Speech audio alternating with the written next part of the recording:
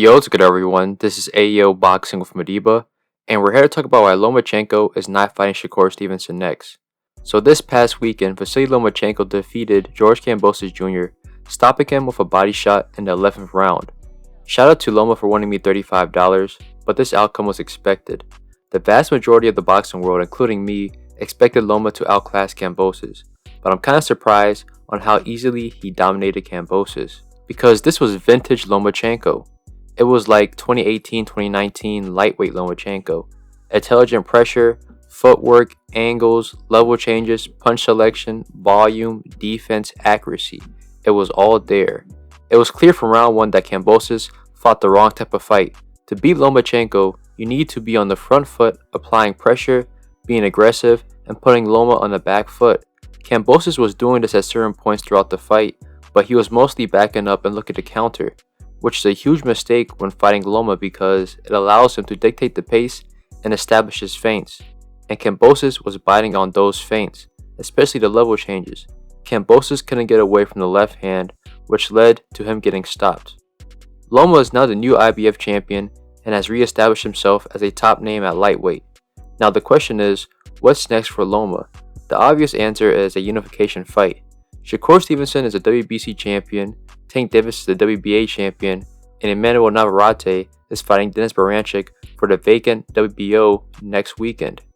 Tank Davis tweeted that he was interested in fighting Loma after the Frank fight, but the majority of the fans expected Shakur Stevenson to be the next opponent. However, Timothy Bradley threw a curveball while commentating during the 10th round and said that Loma will be fighting the winner of Emmanuel Navarrete versus Denis Baranchyk next, and suggested that the Shakur fight should happen in 2025.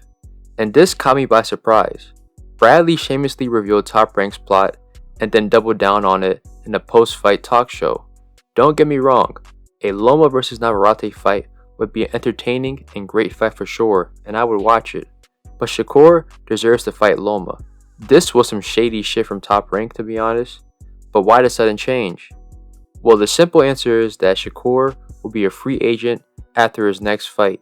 His upcoming fight against Artem is his last fight on his Top Rank contract, and Shakur stated that he's no longer interested in long-term contracts, implying that he will only do short-term deals.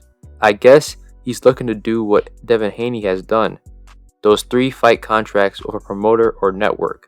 Short-term deals allow for flexibility, which is important in the current landscape at lightweight and in boxing in general. Rather than staying with one promoter and limiting your potential opponents, being a free agent increases your opportunities to fight more people in a shorter time frame. Shakur could get a deal with the PBC and unify with Tank, and if he wins that fight, he could sign with another promoter next year. This strategy would eliminate promoter politics and barriers, which is something that has negatively impacted Shakur's career thus far. However, this is not beneficial from Top Rank's perspective. Promoters want to keep the belts in-house at all costs. At the current moment, Top Rank has 3 of the 4 belts at lightweight, but they will lose one once Shakur becomes a free agent. And if Loma were to fight Shakur next, then Top Rank is at risk of losing another belt. From a business perspective, it makes more sense for 2 boxers in-house to unify because no matter who loses, the promoter will still have both belts. This is why Tim Bradley in the broadcast suggested that Loma will fight Navarrete next, and it's also a power move by Top Rank. They know that Shakur wants the Loma fight, and it was supposed to happen last November. The WBC ordered Shakur and Loma to fight for the vacant WBC belt, but Loma declined. And before the Kambosos fight, Bob Arum stated that he wants to make the Shakur versus Loma fight later this year. Top Rank is essentially forcing Shakur to re-sign if he wants the Loma fight because he's not getting it if he's a free agent. This puts Shakur in a tough position. If he re-signs with Top Rank, then he will have less freedom and flexibility. He could get the Loma fight, but that's not guaranteed. And based on the Top Rank's current roster at lightweight, there's no big fights for Shakur. There's a Navarrete or a Teofimo Lopez fight at 140, but based on Top Rank's recent moves in regards to Shakur, I doubt those fights will happen anytime soon. It's obvious that Shakur wants big fights, and free agency may be the best route for him, but that's not guaranteed. Shakur's stock dropped immensely after his last fight. People see him as boring, which is a label he's been trying to shake off for years, and he almost did. But the boring narrative is stronger than ever. It doesn't matter how talented you are or your achievements. If fans think you're boring, then promoters are less likely to sign you or put you in big fights. Furthermore, it makes it easier for fighters to duck and avoid you. Even if Shakur signs a short-term deal with the PBC, it's not guaranteed he'll get a tank fight. The same can be said if he signs to Matchroom or Golden Boy. The only way Shakur can gain leverage as a free agent is if he puts on a spectacular, entertaining performance against Artem in July.